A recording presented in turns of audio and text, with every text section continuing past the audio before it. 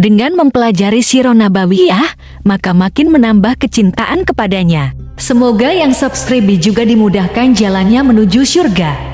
Silahkan tekan tombol like supaya postingan ini semakin tersebar. Dan tulis doa serta hajat pemirsa di kolom komentar. Semoga semakin banyak yang mengaminkan, maka semakin cepat terkabul.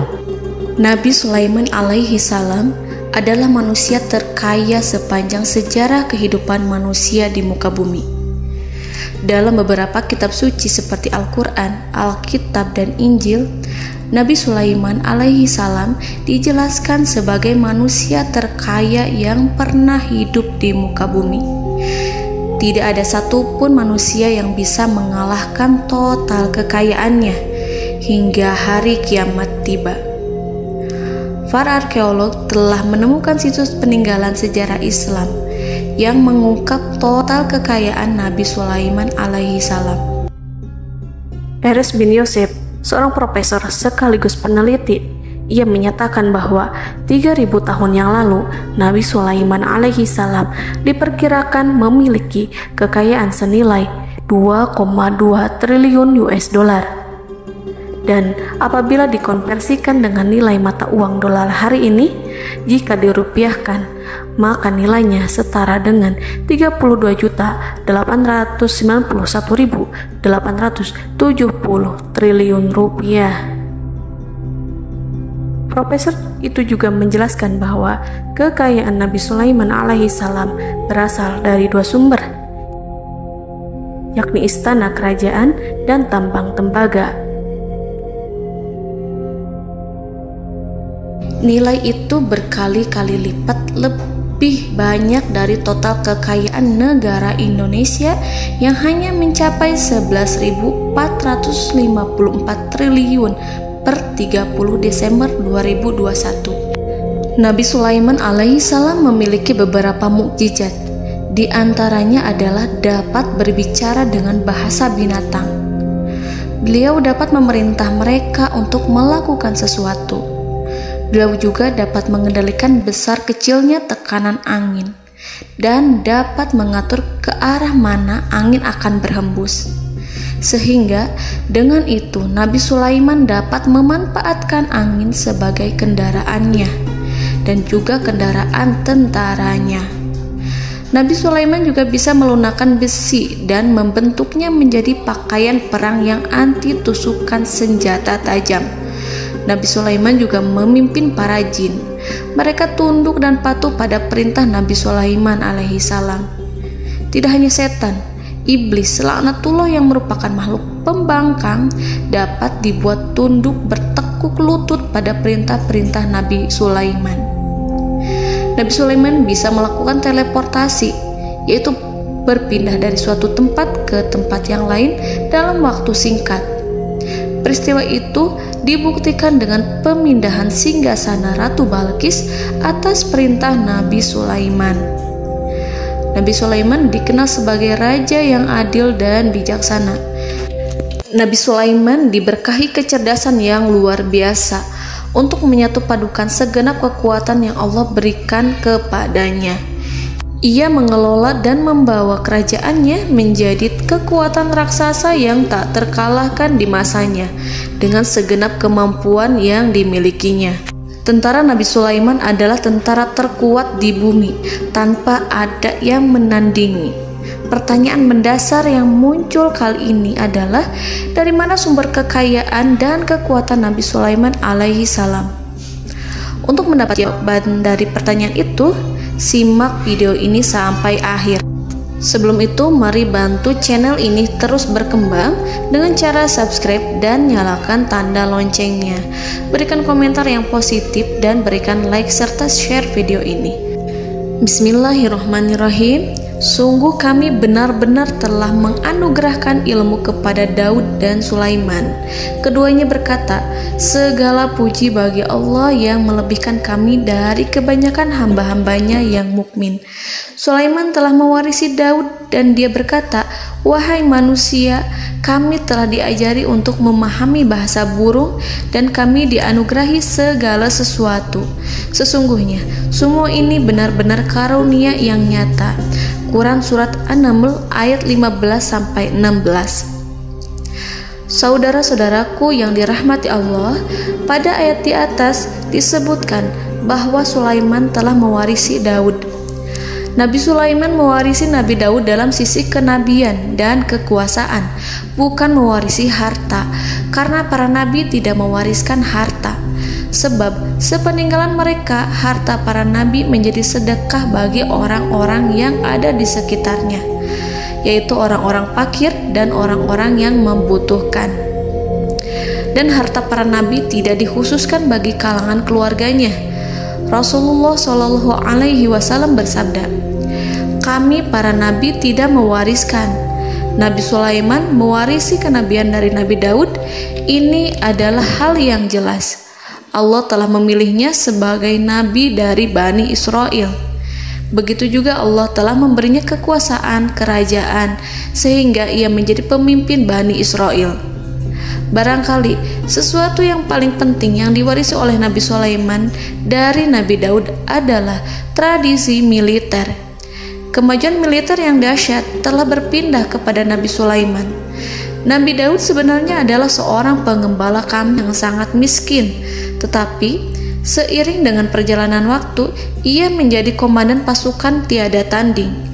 Nabi Daud alaihi salam mengetahui bahwa kekuatan hakiki yang mengatur alam semesta adalah kekuatan Allah. Ketika Nabi Daud mengelurkan tangannya dan memegang potongan batu, lalu beliau melemparkannya dengan ketepel ke arah Jalut, kepala Jalut retak dan ambruk menghantam tanah. Ini sebagai bentuk demonstrasi kekuatan darinya. Kehadiran Nabi Daud mengubah pasukan Bani Israel, di mana mereka sebelumnya lari jika berhadapan dengan musuh. Maka kini keberadaan mereka mulai diperhitungkan di masa hidupnya. Nabi Daud mengalami peperangan yang sangat banyak, tapi Al-Quran tidak menceritakan secara terperinci.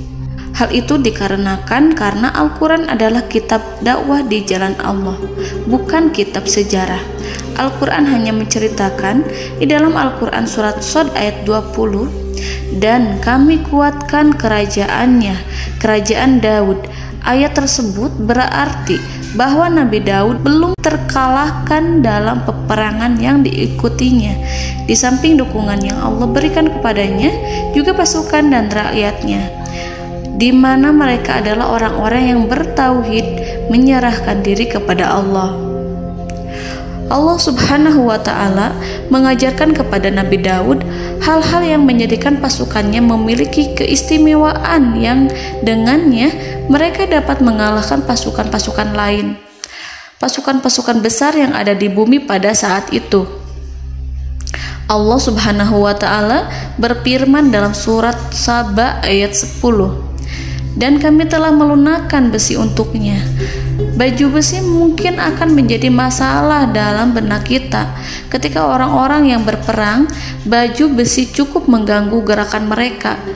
Kita bisa membayangkan ketika ada dua orang berperang, salah satu dapat bergerak bebas, sementara yang lainnya tidak leluasa bergerak karena tertahan dengan pakaiannya.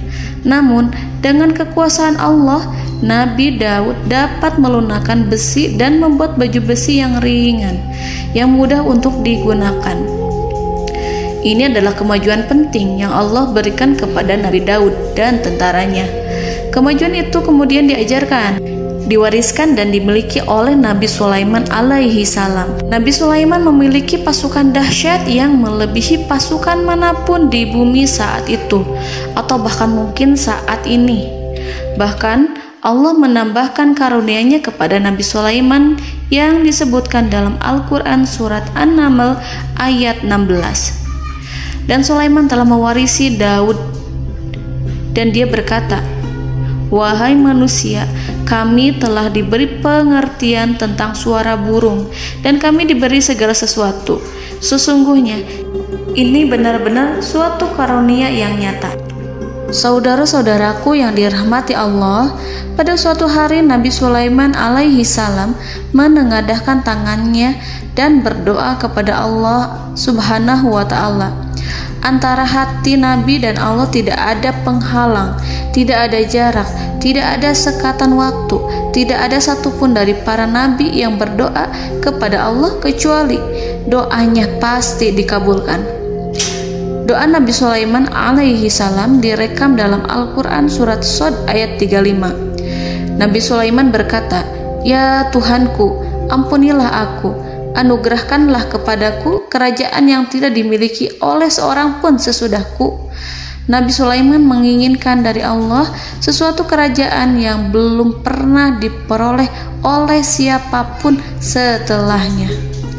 Allah Subhanahu wa ta'ala mengabulkan doa Nabi Sulaiman dan memberinya kerajaan tersebut. Nabi Sulaiman mewarisi kekuasaan, kenabian, hikmah ilmu dari Nabi Daud alaihi salam. Orang-orang menyebut Nabi Sulaiman Al-Hakim, Sulaiman yang bijaksana. Kebijaksanaan Nabi Sulaiman tidak terbatas pada keadilannya di tengah-tengah manusia dan juga kasih sayangnya kepada mereka. Namun, kebijaksanaan Nabi Sulaiman juga berlaku di kalangan burung dan binatang lainnya. Nabi Daud juga mengenal bahasa burung, tetapi Nabi Sulaiman dapat berbicara dengan bahasa burung. Bahkan, ia dapat menggantikannya sebagai pembantunya. Ketika Nabi Daud bertasbih di gunung, burung-burung serta binatang buas ikut bertasbih bersamanya. Bahkan angin pun berhenti untuk mendengarkan tasbih itu.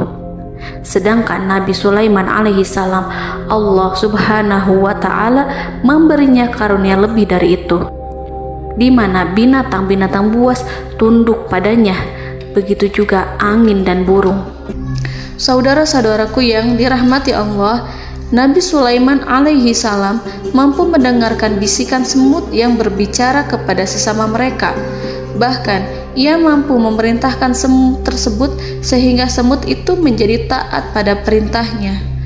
Pasukan Nabi Sulaiman memiliki kekuatan yang sangat dahsyat. Belum pernah ada di dunia ini satu pasukan pun yang memiliki kekuatan seperti itu. Kekuatan Nabi Sulaiman berasal dari beberapa kombinasi yang sangat mengagumkan, sehingga karenanya ia tidak dapat tertandingi. Kekuatan itu terdiri dari manusia, binatang-binatang, jin, dan lain sebagainya. Kita mengetahui bahwa jin adalah makhluk Allah dan manusia tidak mampu melihatnya atau menghadirkannya atau meminta pertolongan kepadanya.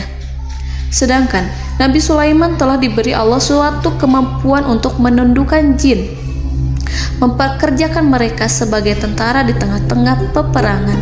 Bahkan ia mampu menjadikan mereka sebagai pekerja-pekerja kasar di kerajaannya saat tidak ada peperangan. Oleh sebab itu, ketika ada pasukan lain yang mencoba melawan pasukan Nabi Sulaiman, mustahil mereka akan mendapatkan kemenangan. Bahkan pasukan Nabi Sulaiman diperkuat oleh pasukan burung. Burung di pasukan Nabi Sulaiman memerankan tugas penting, yaitu menjadi agen intelijen. Kita mengetahui bahwa peranan informasi saat peperangan adalah hal yang penting. Dari informasi tersebut, pasukan dapat mengetahui keadaan lawannya. Demikianlah peranan burung pada pasukan Sulaiman. Ia terbang di tengah-tengah musuh. Kemudian, ia kembali kepada Nabi Sulaiman untuk menyampaikan berita tentang keadaan lawannya. Di samping jin dan burung, Allah juga menundukkan angin untuk Nabi Sulaiman. Nabi Sulaiman dapat memerintahkan angin dan ia mampu untuk menaiki angin tersebut. Dalam Al-Quran surat Shad ayat 36-40, Allah Subhanahu wa ta'ala berfirman, "Kami tundukkan kepada angin yang berhembus dengan baik menurut kemana saja yang dikehendaki Sulaiman. Dan kami tundukkan pula kepadanya setan-setan, semuanya ahli bangunan dan penyelam, dan setan yang lain yang terikat dalam belenggu. Inilah anugerah kami, maka berikanlah kepada orang lain atau tahanlah untuk dirimu tanpa perhitungan, dan sesungguhnya dia mempunyai kedudukan yang dekat pada sisi kami dan tempat kembali yang baik." Saudara-saudaraku yang dirahmati Allah, Allah Subhanahu wa Ta'ala juga memberikan kemampuan yang tak seorang pun dari para nabi mendapatkannya, yaitu kemampuan untuk memerintah setan. Setan adalah salah satu bagian dari jin. Ia adalah kelompok yang celaka dari bangsa jin. Kelompok ini sebenarnya tidak mampu dikuasai oleh manusia. Bahkan jin yang soleh tidak dapat mengatur setan. Adapun Nabi Sulaiman, Allah telah memberinya kekuasaan untuk menundukkan setan dan mempekerjakannya, bahkan mengikatnya dengan rantai serta menghukumnya jika ia menentang pada perintahnya. Setan membangun untuk Sulaiman istana-istana, patung-patung dan alat-alat perang. Bahkan setan-setan itu menyelam ke dasar lautan untuk mengeluarkan permata dan yakut untuk Sulaiman. Jika di antara setan yang menentang perintahnya, maka Nabi Sulaiman alaihi salam mengikatnya dengan rantai. Ini semua menunjukkan kekayaan Nabi Sulaiman dan kekuasaannya, di mana ia mampu mengatur banyak makhluk di bumi ini. Tentu saja, kemampuan itu semua adalah atas izin dari Allah Subhanahu wa Ta'ala sebagai mukjizat darinya. Allah Subhanahu wa Ta'ala berfirman dalam Al-Quran surat Saba ayat 12, dan sebagian dari jin adalah yang bekerja di hadapannya di bawah kekuasaannya dengan izin Tuhannya, dan siapa yang menyimpang di antara mereka dari perintah kami, maka kami rasakan kepadanya azab neraka yang apinya menyala-nyala. Para jin itu membuat untuk Sulaiman apa yang dikehendakinya, dari gedung-gedung yang tinggi, patung-patung, dan piring-piring yang besarnya seperti kolam, atau periuk yang tetap berada di atas tungku. Saudara-saudaraku yang dirahmati Allah, Nabi Sulaiman yang bijaksana adalah penguasa yang tak tertandingi di muka bumi. Meskipun memperoleh nikmat-nikmat khusus yang agung itu yang Allah berikan kepada Sulaiman, beliau tetap menunjukkan dirinya sebagai manusia yang paling banyak berzikir kepada Allah dan manusia yang paling banyak bersyukur di zamannya. Saudara-saudaraku yang dirahmati Allah, sebagaimana Allah Subhanahu wa Ta'ala memberikan nikmat kepada ayahnya Nabi Daud alaihi salam, di mana ia mampu melunakkan besi, dan Allah mengajarinya bagaimana cara mencairkan besi, maka Nabi Sulaiman alaihi salam dapat memanfaatkan tembaga yang cair untuk peperangan. Dan juga di saat perdamaian, pada saat peperangan, beliau mencampur tembaga dengan besi dan menjadikannya perunggu. Mereka menggunakan senjata-senjata perunggu dalam peperangan seperti pedang, baju besi, dan juga pisau. Senjata-senjata ini adalah senjata yang paling kuat pada saat itu. Sedangkan di saat damai, tembaga digunakan untuk membuat bangunan, perhiasan, dan sebagainya. Meskipun Nabi Sulaiman mendapatkan nikmat yang besar dan karunia yang khusus, Allah Subhanahu wa Ta'ala mengujinya dengan suatu ujian yang dahsyat. Ujian yang akan selalu datang kepada seorang hamba yang soleh. Ketika hamba itu mendapatkan kedudukan besar, maka ujiannya pun menjadi besar. Allah Subhanahu wa Ta'ala menguji Nabi Sulaiman dengan penyakit. Diceritakan oleh Fahru Roji, Nabi Sulaiman diuji dengan suatu penyakit yang keras, di mana kedokteran saat itu tidak dapat dan tidak mampu mengatasinya. Sakitnya Nabi Sulaiman sangat keras sehingga para dokter dari kalangan manusia ataupun jin tidak mampu menghilangkan penyakit itu. Lalu burung-burung menghadirkan rumput-rumput yang dianggapnya sebagai obat, tetapi Nabi Sulaiman tak kunjung sembuh. Semakin hari penyakit Nabi Sulaiman semakin menjadi-jadi, sehingga ketika Nabi Sulaiman duduk di atas kursi, ia duduk bagaikan tubuh tanpa roh. Seakan-akan ia mati karena saking keras penyakit yang dideritanya. Sakit yang diderita oleh Nabi Sulaiman alaihi salam berlangsung sangat lama. Namun Nabi Sulaiman tidak henti-hentinya berzikir kepada Allah dan meminta kesembuhan kepadanya, serta selalu beristighfar dan mengungkapkan rasa cinta kepadanya. Selesailah ujian Allah terhadap hambanya Nabi Sulaiman. Beliau pun sembuh Nabi Sulaiman merasakan kembali kesehatannya setelah ia mengetahui segala kejayaan dan segala kekuasaan serta segala kebesarannya tidak lagi mampu menghilangkan penyakit yang dideritanya kecuali jika Allah menghendaki. Saudara-saudaraku yang dirahmati Allah, Nabi Sulaiman telah membangun tempat ibadah, tempat sujud, sehingga manusia menyembah Allah di dalamnya. Orang-orang yang membangunnya berjumlah puluhan ribu orang. Tentu setiap kelompok dari mereka memiliki pekerjaan masing-masing. Di antara mereka ada yang mencairkan tembaga, di antara mereka ada yang tukang pahat, ada yang tukang ukir, ada yang membelah batu, ada yang memotong kayu, ada yang mendatangkan rumput-rumput dari Libanon, ada yang mendatangkan emas dan menjadikannya lempengan-lempengan yang mengkilat untuk menutupi kayu serta untuk melapisi dinding-dinding. Bahkan golongan jin pun membantu membangun tempat tersebut, tentu dengan perintah dan bimbingan Nabi Sulaiman.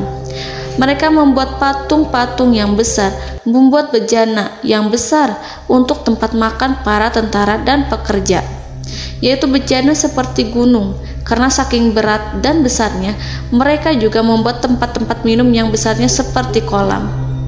Nabi Sulaiman mengawasi para pekerjanya dan juga mengurusi masyarakatnya, di mana beliau mengenali problem mereka dan berusaha memecahkannya. Beliau juga mengawasi pasukan dari kalangan binatang dan burung. Beliau mengetahui apabila ada satu di antara mereka yang tidak datang, kemana ia pergi serta mengapa ia pergi. Nabi Sulaiman menguasai pengetahuan itu semua. Nabi Sulaiman bukan hanya mengetahui problem tentara-tentaranya dari kalangan manusia ataupun tentaranya dari kalangan burung, namun ia juga menunjukkan kasih sayang terhadap semut, di mana beliau mendengar bisikannya dan tidak suka untuk menginjaknya. Nabi Sulaiman selalu menundukkan kepalanya ke bumi sebagai bentuk rasa rendah diri dan syukur kepada Allah. Pada suatu hari, Nabi Sulaiman alaihi salam berjalan di depan tentaranya dan tiba-tiba ia mendengar suara semut yang berkata kepada temannya dari kalangan semut. Hal itu terekam dalam Al-Quran surat An-Naml ayat 18-19. Wahai semut-semut, masuklah ke dalam sarang-sarangmu agar kamu tidak terinjak oleh Sulaiman dan tentaranya, sedangkan mereka tidak menyadarinya. Nabi Sulaiman alaihi salam tersenyum mendengar itu dan ia berdoa, "Ya Allah, ya Tuhanku, berilah aku ilham untuk tetap mensyukuri nikmat-Mu yang telah Engkau anugerahkan kepadaku dan kepada kedua orang ibu bapakku, dan untuk mengerjakan amal soleh yang Kau ridhoi, dan masukkanlah aku ke dalam rahmat-Mu, ke dalam golongan hamba-hamba-Mu yang soleh." Saudara-saudaraku yang dirahmati Allah, meskipun Nabi Sulaiman mendapatkan kekuasaan dan memiliki tentara yang besar, namun beliau menunjukkan kasih sayang terhadap bangsa semut. Beliau mendengarkan bisikannya dan melihat semut yang ada di depannya. Oleh karena itu, tak mungkin baginya untuk menginjak golongan semut itu. Nabi Sulaiman bersyukur kepada Allah telah memberinya nikmat, yaitu nikmat rahmat dan kasih sayang.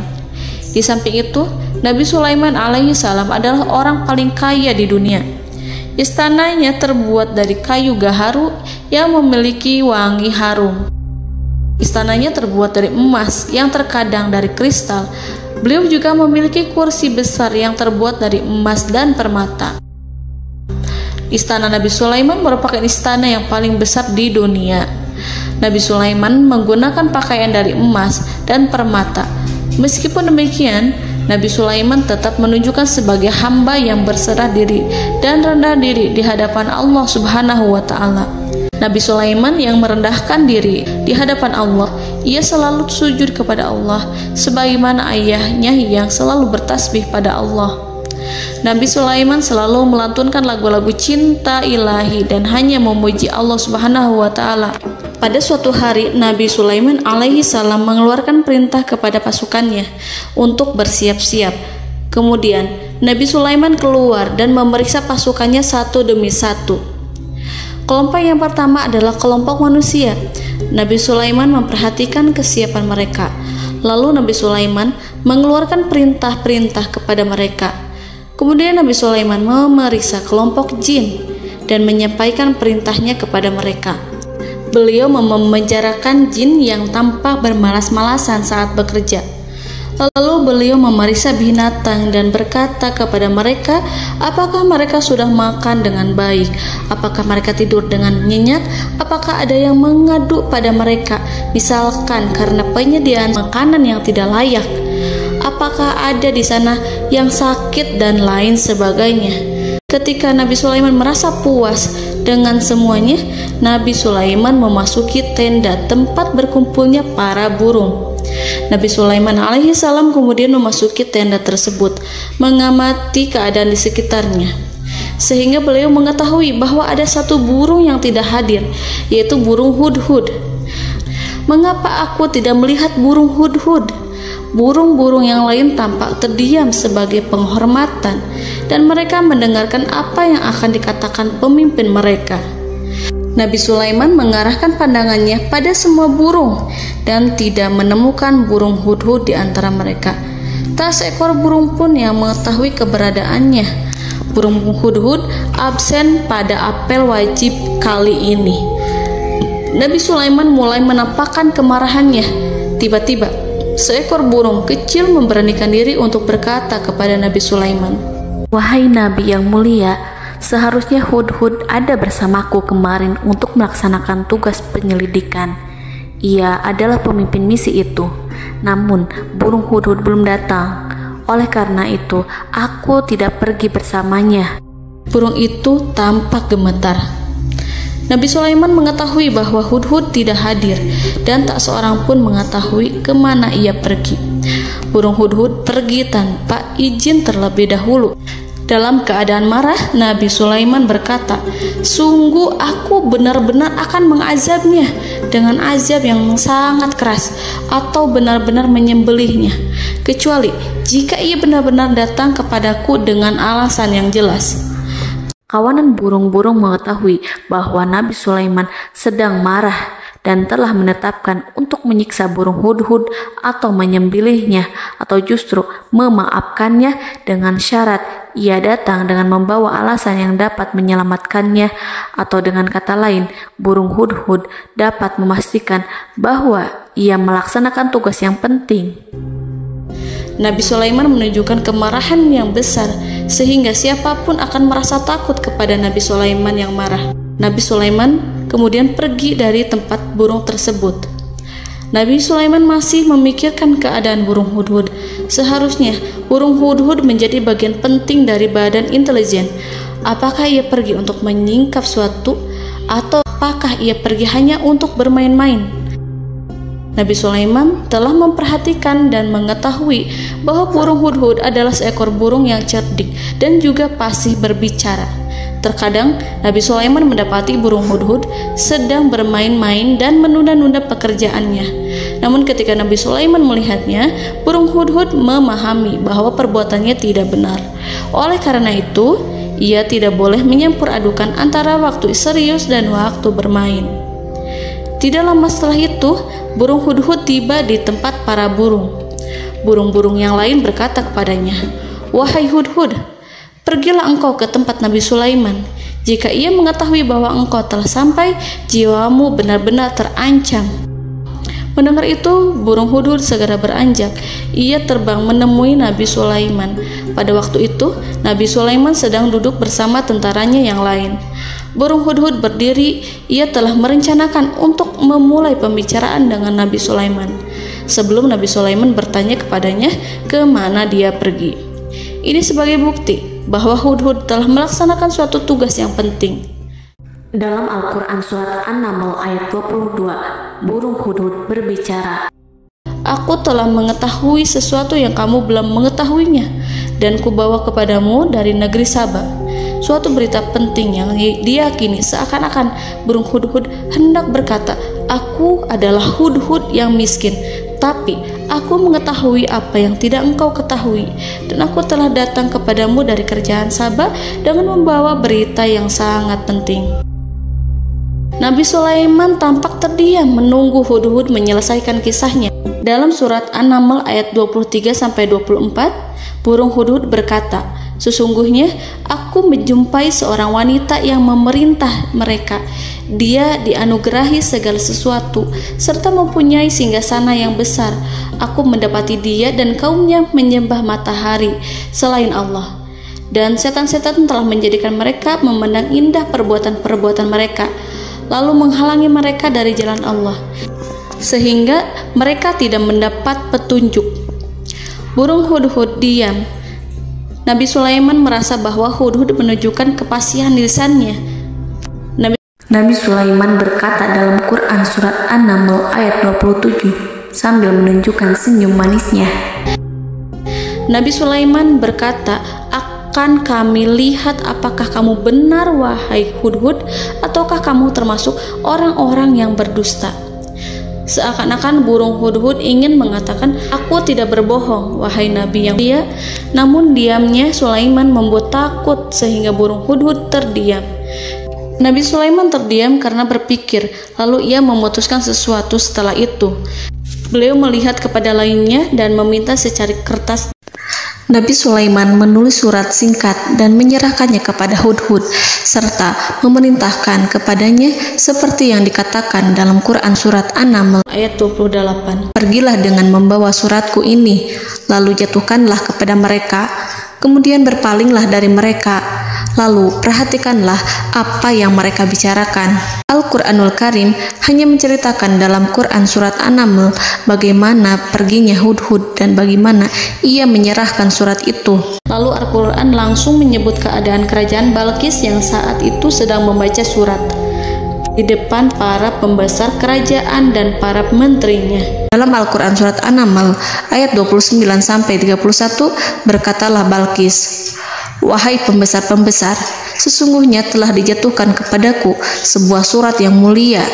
Sesungguhnya surat ini dari Sulaiman, dan sesungguhnya isinya dengan menyebut nama Allah yang Maha Pengasih lagi Maha Penyayang, bahwa janganlah kalian berlaku sombong terhadapku, dan datanglah kepadaku sebagai orang yang berserah diri." Saudara-saudaraku yang dirahmati Allah, dalam surat tersebut Nabi Sulaiman menyebutkan supaya mereka menyerahkan diri dan tunduk kepada perintah Nabi Sulaiman. Nabi Sulaiman memerintahkan agar mereka meninggalkan penyembahan terhadap matahari. Nabi Sulaiman tidak mempersoalkan akidah mereka dan tidak memuaskan mereka dengan apapun. Nabi Sulaiman hanya memerintahkan bahwa ia berada di atas kebenaran. Bukankah ia didukung kekuatan yang berlandaskan keyakinan yang dimilikinya? Nabi Sulaiman hanya memerintahkan mereka agar tunduk dan patuh kepadanya. Ratu Sabak menyampaikan surat tersebut di tengah-tengah kaumnya. Dalam Quran surat An-Naml ayat 32 dijelaskan, "Dan berkatalah Balqis, wahai para pembesar, berilah aku pertimbangan dalam urusanku ini. Aku tidak pernah memutuskan sesuatu persoalan sebelum kamu berada dalam majelisku." Saudara-saudaraku yang dirahmati Allah, para pembesar istana Balqis menentang surat tersebut. Isi surat itu membangkitkan kesombongan kaum Sabak, di mana mereka merasa lebih kuat. Mereka mengetahui bahwa di sana ada seorang yang mencoba menentang mereka dan mengisyaratkan peperangan kepada mereka. Lalu ia meminta kepada mereka untuk memenuhi syarat-syaratnya sebelum terjadinya peperangan dan kekalahan. Dalam surat An-Naml ayat 33, mereka menjawab, "Kita adalah orang-orang yang memiliki kekuatan dan juga memiliki keberanian yang sangat besar dalam peperangan. Dan keputusan berada di tanganmu, wahai rajaku. Maka pertimbangkanlah apa yang akan kamu perintahkan." Saudara-saudaraku yang dirahmati Allah, para pembesar kaum Sabak seakan ingin berkata, "Kita siap untuk melaksanakan perang." Tampaknya ratu itu memiliki kebijakan yang lebih baik dari pembesar kaumnya. Surat Sulaiman itu membuatnya berpikir lebih jernih dan lebih berhati-hati. Ia berusaha sebisa mungkin menghindari peperangan. Ratu itu berpikir dalam tempo yang lama. Nama Sulaiman tidak diketahuinya dan ia pun belum pernah mendengarnya. Oleh karena itu, Ratu kaum Sabak tidak mampu mengetahui dan mendeteksi seberapa besar kekuatan Nabi Sulaiman. boleh jadi Nabi Sulaiman memiliki kekuatan yang dahsyat sehingga ia mampu memerangi kekuasaannya dan mengalahkannya. Kemudian ratu memperhatikan apa yang ada di sekelilingnya. Ia melihat kemajuan masyarakatnya dan juga kekayaannya. Barangkali ia mengira bahwa Nabi Sulaiman iri terhadap kemajuan dan kekayaannya itu, sehingga Nabi Sulaiman ingin menyerangnya. Setelah mempertimbangkan isi surat Nabi Sulaiman dengan cermat, Ratu Saba memilih untuk tidak bersikap ceroboh dan bodoh. Ratu lebih suka untuk menggunakan bahasa kelembutan. Ia mengirim kepada Nabi Sulaiman suatu hadiah yang besar. Ratu mengira bahwa Nabi Sulaiman seorang yang ambisius, yang boleh jadi ia telah mendengar tentang kekayaan kerajaan Saba. Para utusan pergi dengan membawa hadiah dari Ratu Saba. Ratu berharap agar mereka dapat memasuki kerajaan Nabi Sulaiman dan akan mengetahui kondisi kerajaannya. Saat mereka pulang, Ratu ingin mendengar secara langsung dari mereka tentang bagaimana keadaan kaum Nabi Sulaiman dan pasukannya. Setelah mendapatkan informasi yang cukup, maka Ratu Balqis dapat membuat sesuatu keputusan yang tepat. Ratu menyembunyikan apa yang terlintas dalam pikirannya, lalu ia berbicara kepada pembesar istananya bahwa ia dapat menyingkap niat jahat Raja Sulaiman melalui cara mengirimkan hadiah kepadanya. Ratu lebih memilih cara tersebut dan menunggu reaksi dari Nabi Sulaiman. Ratu berhasil memuaskan para pembesar istana, dan untuk sementara ia menghilangkan ide untuk berperang. Karena para raja jika menyerang suatu desa, maka pemimpin desa tersebut adalah orang yang paling banyak mendapatkan kehinaan. Akhirnya, para pembesar kaumnya merasa puas dengan pikiran Ratu Balqis.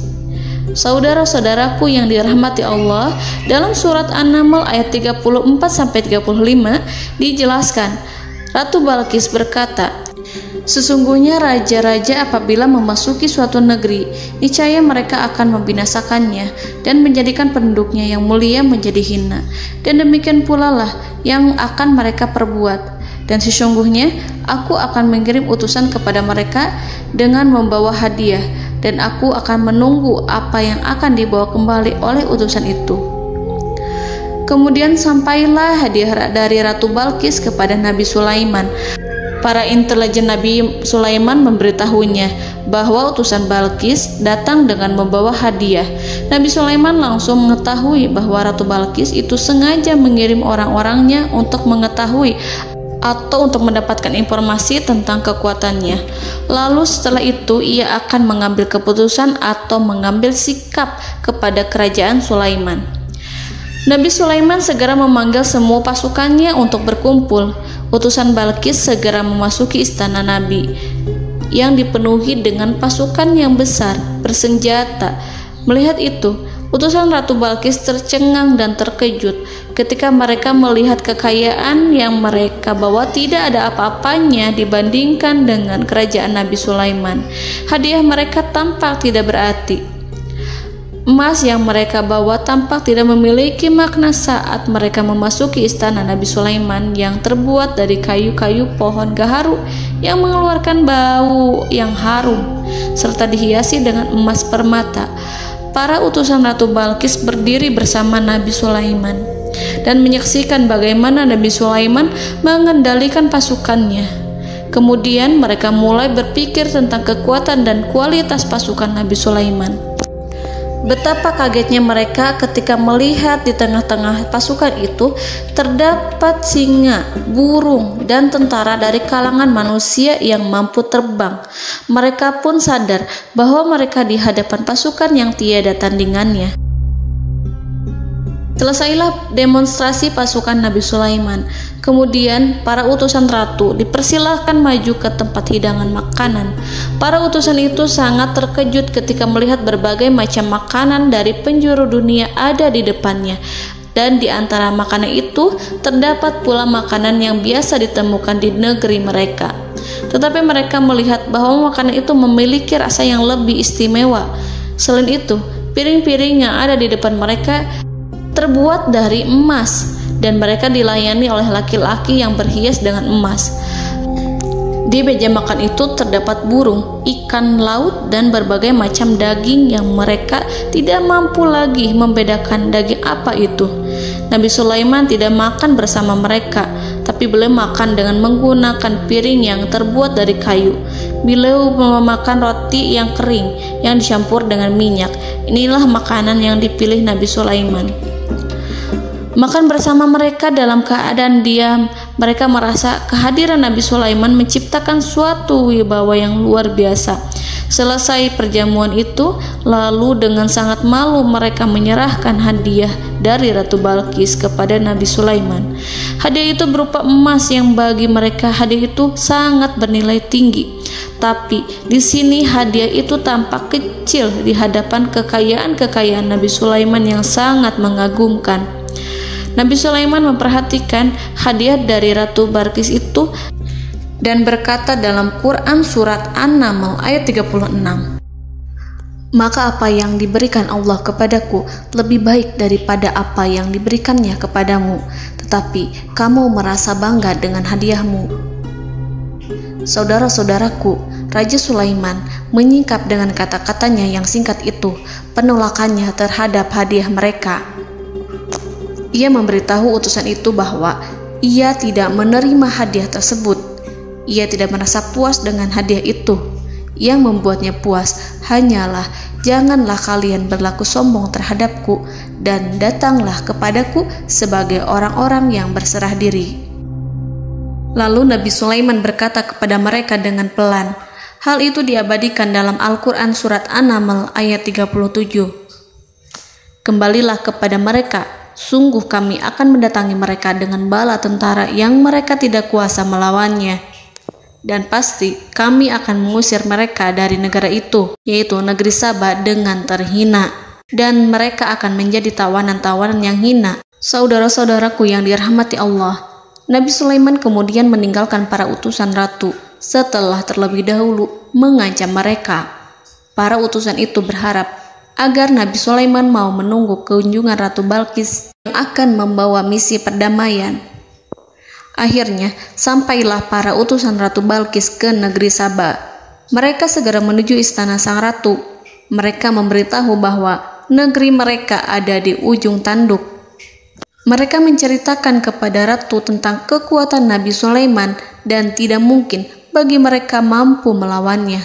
Mereka meyakinkan Ratu Balqis bahwa ia harus mengunjunginya dan melihat sendiri bagaimana kebesaran kerajaan Nabi Sulaiman. Kemudian Ratu Balqis menyiapkan dirinya untuk pergi menuju kerajaan Nabi Sulaiman. Nabi Sulaiman duduk di kursi kerajaan di tengah-tengah para pembesarnya dan para menterinya, serta para komandan pasukannya. Beliau berpikir tentang sosok Balqis. Nabi Sulaiman mengetahui bahwa Balqis menuju tempatnya. Balqis dikelilingi rasa takut. Nabi Sulaiman berpikir sejenak tentang bagaimana matahari disembah. Ia memikirkan bagaimana informasi yang diterima oleh intelijennya tentang kemajuan kerajaan Balqis dalam bidang kesenian dan ilmu pengetahuan. Nabi Sulaiman bertanya kepada dirinya sendiri, apakah kemajuan menjadi penghalang untuk mengetahui kebenaran? Apakah ratu itu senang dengan kekuatan yang dicapainya? Dan ia membayangkan bahwa kekuatannya adalah segalanya. Dengan kemajuan yang dimilikinya, Nabi Sulaiman ingin membuat kejutan agar ratu mengetahui bahwa Islam yang diyakini oleh Nabi Sulaiman adalah satu-satunya yang mampu mendatangkan kemajuan dan kekuatan yang hakiki, sehingga ia dapat membandingkan antara keyakinannya dalam menyembah matahari beserta kemajuan yang dicapainya dengan keyakinan Nabi Sulaiman beserta kemajuan yang diraihnya.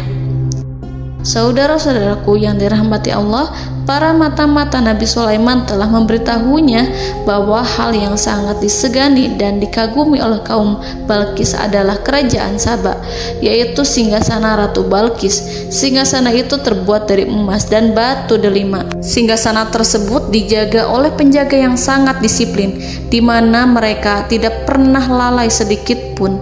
Oleh karena itu, sangat tepat apabila Nabi Sulaiman menghadirkan singgasananya di sini, di kerajaannya. sehingga ketika ratu tiba, maka ia dapat duduk di atasnya. Nabi Sulaiman ingin membuat kejutan kepadanya dan menunjukkan bahwa kemampuannya tersebut yang berlandaskan pada keislaman. Nabi Sulaiman melakukan yang demikian itu dengan harapan agar si ratu tunduk kepadanya. Ide itu terlintas dalam diri Nabi Sulaiman. Lalu ia mengangkat kepalanya dan menoleh kepada anak buahnya. Hal itu diabadikan dalam Quran Surat An-Naml ayat 38. Wahai para pembesar, siapakah di antara kamu sekalian yang sanggup membawa singgasananya kepadaku sebelum mereka datang kepadaku sebagai orang-orang yang berserah diri? Saudara-saudaraku, perhatikanlah ungkapan pikiran Nabi Sulaiman tersebut. Semua pemikirannya berkisar tentang keislaman para penyembah matahari, tentang bagaimana beliau dapat memberikan petunjuk kepada mereka di jalan Allah. Yang pertama menjawab pertanyaan Nabi Sulaiman adalah jin Ifrit. Dalam Quran Surat An-Naml ayat 39, berkatalah Ifrit yang cerdik dari golongan jin, "Aku akan datang kepadamu dengan membawa singgasana itu sebelum kamu berdiri dari tempat dudukmu. Sesungguhnya aku benar-benar kuat untuk membawanya, lagi dapat dipercaya." Nabi Sulaiman berdiri dari tempat duduknya. Setelah 1 jam atau 2 jam, jin itu berjanji kepadanya untuk menghadirkan singgasana Balkis. Sebelum itu, istana Nabi Sulaiman di Palestina, sedangkan istana Balkis terletak di Yaman.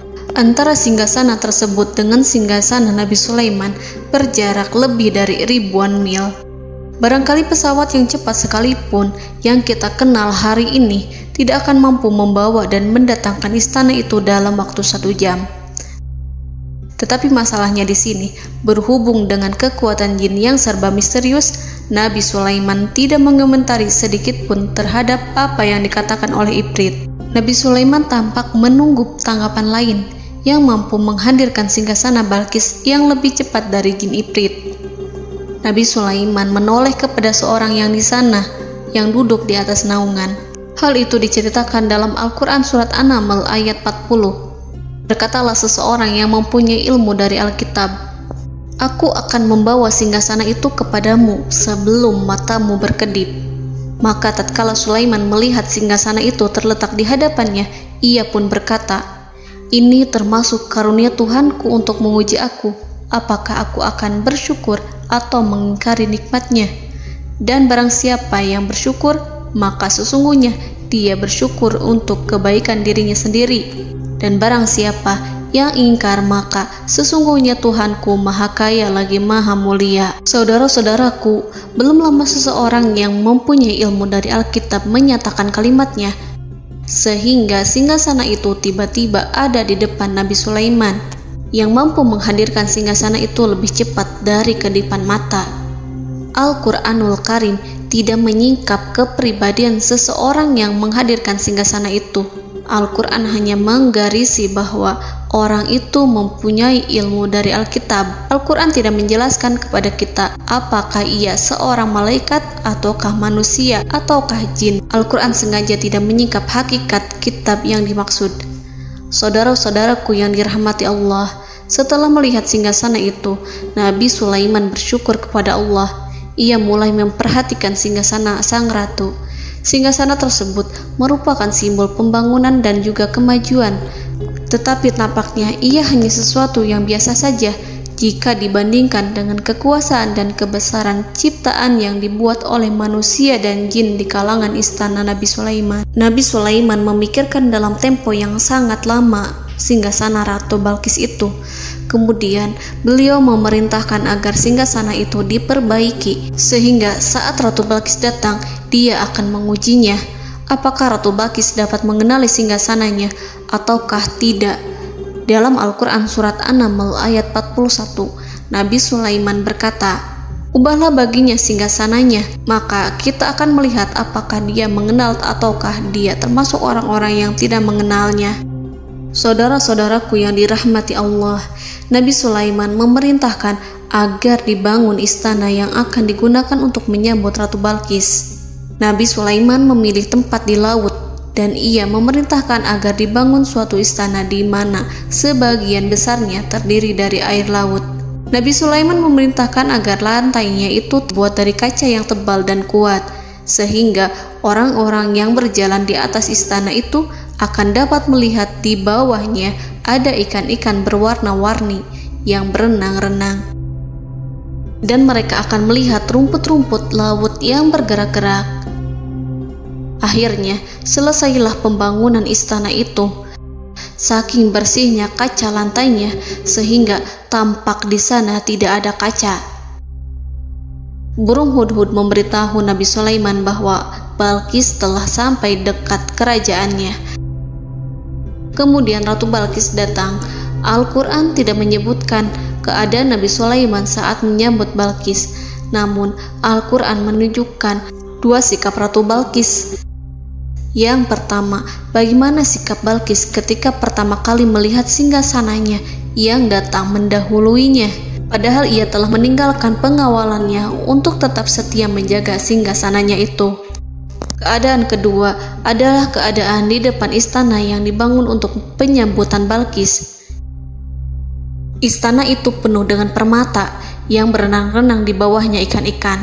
Dalam Quran Surat An-Naml ayat 42 dijelaskan, dan ketika Balqis datang, ditanyakanlah kepadanya, "Serupa inikah singgasanamu?"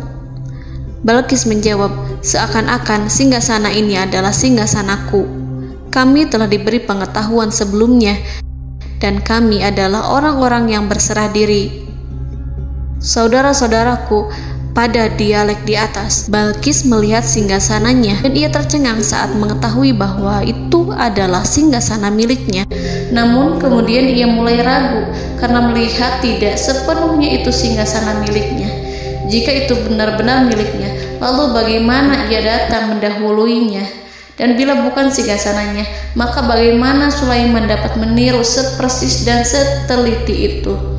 Padahal Sulaiman tidak pernah sekalipun ke kerajaannya. Nabi Sulaiman berkata saat melihat Balqis mengamati singgasananya, "Apakah ini singgasanamu?" Balqis terlihat sangat kebingungan, namun setelah itu ia menjawab, "Sepertinya benar." Nabi Sulaiman berkata, "Kami telah diberi ilmu sebelumnya dan kami sebagai orang-orang muslim." Saudaraku yang dirahmati Allah, melalui pertanyaan Nabi Sulaiman ingin mengisyaratkan kepada Balqis agar ia membandingkan antara keyakinannya beserta ilmu yang dicapainya dengan keyakinan Nabi Sulaiman yang muslim beserta pengetahuan yang telah diraihnya.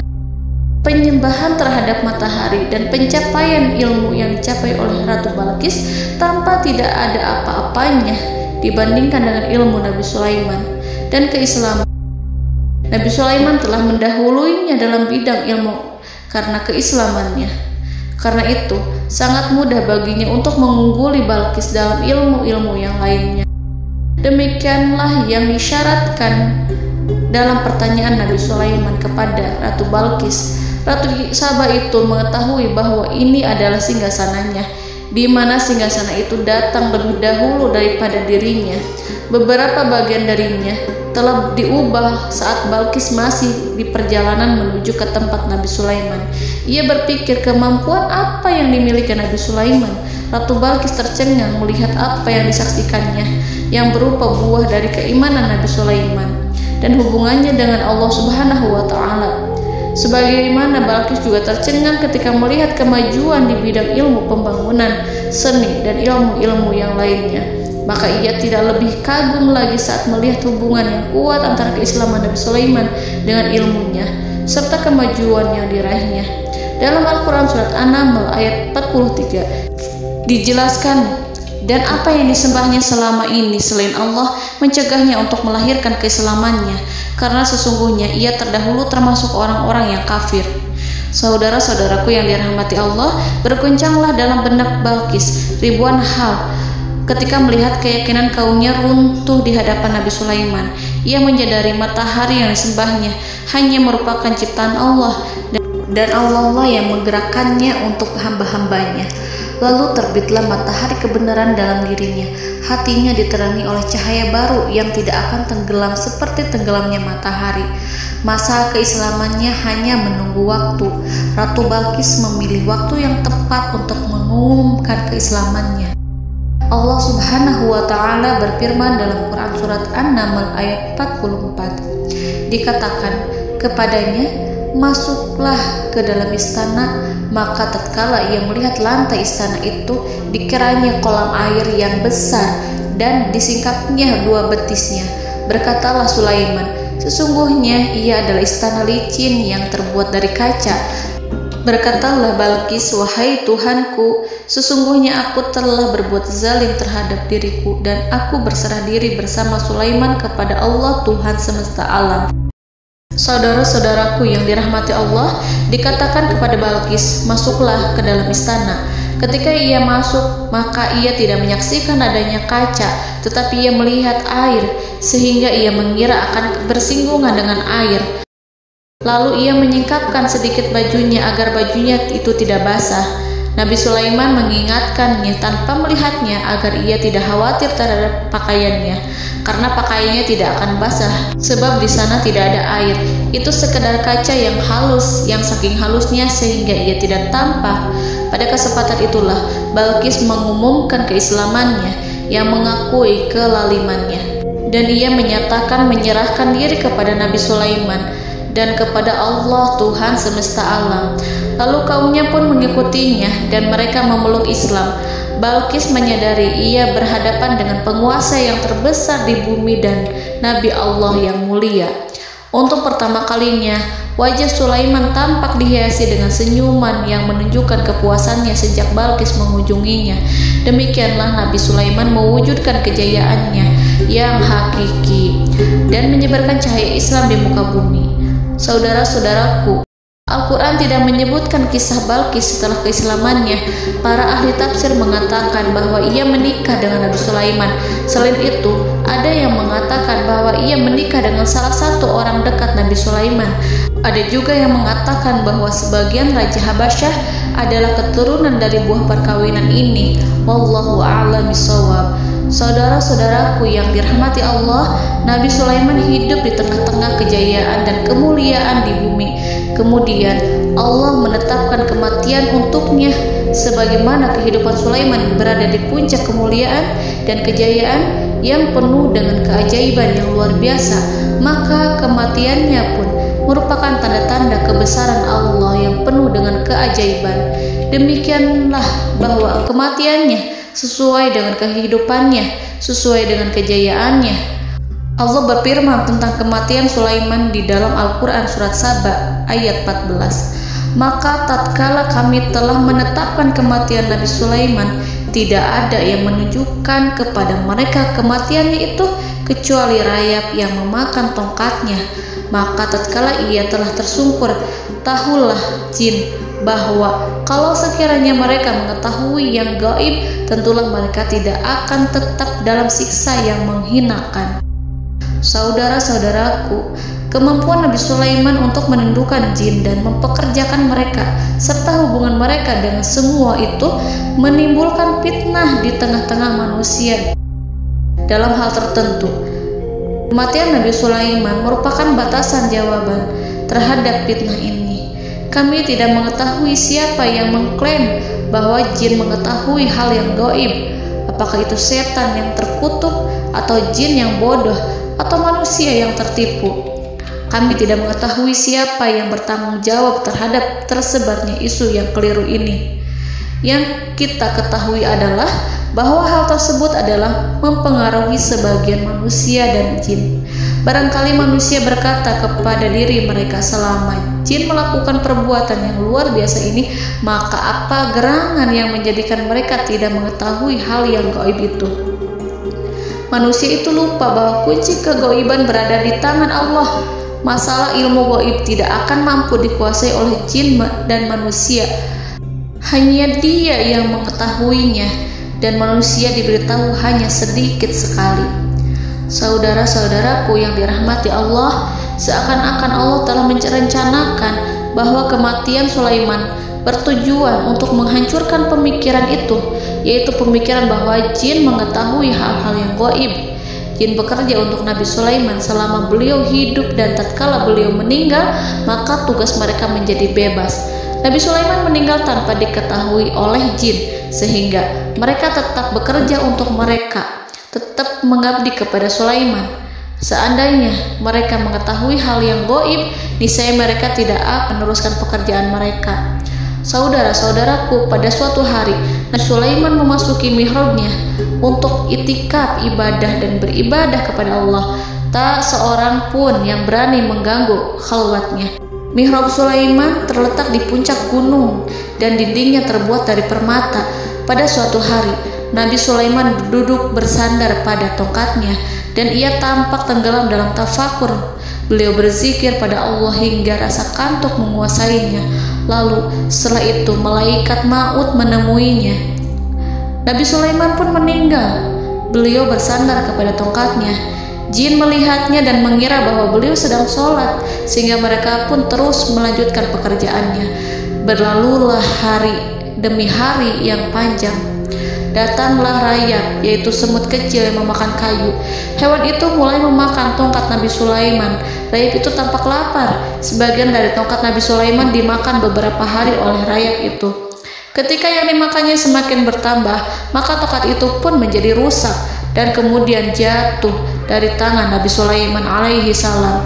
Tubuh mulia itu kehilangan keseimbangan dan kemudian jatuh terhempas di bumi. Tatkala tubuh suci itu tersungkur, maka manusia segera menuju ke arahnya. Mereka menyadari dan mengetahui bahwa Nabi Sulaiman telah meninggal dalam waktu yang lama. Jin menyadari bahwa mereka tidak mengetahui hal yang gaib, dan manusia pun mengetahui hakikat ini. Seandainya jin mengetahui hal yang gaib, niscaya ia tidak akan meneruskan siksa yang hina. Mereka tidak akan bekerja kepada Sulaiman. Demikianlah Nabi Sulaiman alaihi salam meninggal dalam keadaan duduk dan sholat di mihrabnya. Lalu berita itu tersebar bagaikan api di bumi. Manusia, burung, dan binatang buas mengantarkan jenazah Nabi Sulaiman. Sekawanan burung tampak sedih dan menangis. Semua makhluk bersedih. Akhirnya tak seorang pun mengetahui bahasa burung di bumi. Meninggallah seorang yang memahami pembicaraan burung, binatang-binatang, jin, dan lain sebagainya. Burung-burung itu berkata, betapa beratnya kehidupan di tengah orang-orang yang tidak mengetahui pembicaraan kita. Allahu a'lam.